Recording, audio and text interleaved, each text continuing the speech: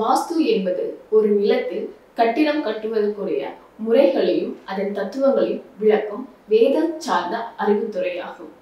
இன்று வாஸ்து துறையில் மிகவும் அனுபவம் மிக்க நம்ம வாஸ்து இன்ஜினியர் கிருஷ்ணராஜ் அவர்களுடன் தாங்க இருக்கோம்.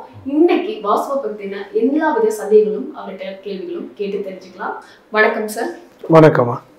சார், இப்போ குபேர மூலை அப்புறம் குபேர திசை இருக்குங்க சார், இந்த இரண்டுக்கும் உள்ள வித்தியாசங்கள் என்ன? பொதுவாக 4 மூலை சொல்லுவோம். ஈசானிய மூலை, அக்னி மூலை, குபேர மூலை, வாயு மூலை சொல்லுவோம். குபேர திசை, இந்திர திசை, யம திசை, வர்ண திசை அப்படின்னு சொல்லுவோம். வடக்கு குபேர திசைன்னு சொல்லுவோம். வடகிழக்கு ஈசானிய திசை அப்படின்னு சொல்லுவோம். கிழக்கு இந்திர திசைன்னு சொல்லுவோம். தென்கிழக்கு அக்னி மூலை சொல்லுவோம். தெற்கு யம திசைன்னு சொல்லுவோம். தென்மேற்கு மூலையை குபேர மூலைன்னு சொல்லுவோம். மேற்கு வர்ண திசைன்னு சொல்லுவோம். வடமேற்கு வாயு மூலைன்னு சொல்லுவோம். ஸோ இதுதான் இயல்பாக இருக்கக்கூடியது. இந்த குபேர மூலையும் குபேர திசையும் நிறைய பேர் குழப்பிக்கிறாங்க. குபேர திசை அப்படின்றது வடக்கும், குபேர மூலைன்றது தென்மேற்கும். ஸோ இது நிறைய பேர்த்துக்கு இந்த கன்ஃபியூஸ் இருக்குது. நாங்கள் இந்த மாதிரி திசையெல்லாம் குறிப்பிடாமல் வடக்கு கிழக்கு, வடகிழக்கு, தென்மேற்கு, மேற்கு, வடமேற்கு இப்படி திசையின் அடிப்படையில் தான் நம்ம இதை சொல்லப்படுறது உண்டு.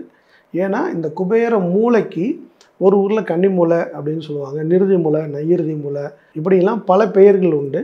அதனால் இந்த கன்ஃபியூஸ் வரக்கூடாதுன்றதுக்காகவும் ஒவ்வொரு ஊர்லேயும் இதோடைய உச்சரிப்பும் அவங்க சொல்லக்கூடிய வார்த்தை பிரயோகங்களை வித்தியாசப்படுறதுனால நாங்கள் திசையை மட்டுமே வச்சுக்கிறது. இந்த குபேர திசையும் குபேர மூலையும் நம்ம ஹைலைட் பண்ணுறதில்ல. பொதுவாக நீங்கள் கேட்ட கேள்விக்கு குபேர திசை அப்படின்றது வடக்கு குறிக்கும், குபேர மூலைன்றது தென்மேற்கு குறிக்குமா. சரி.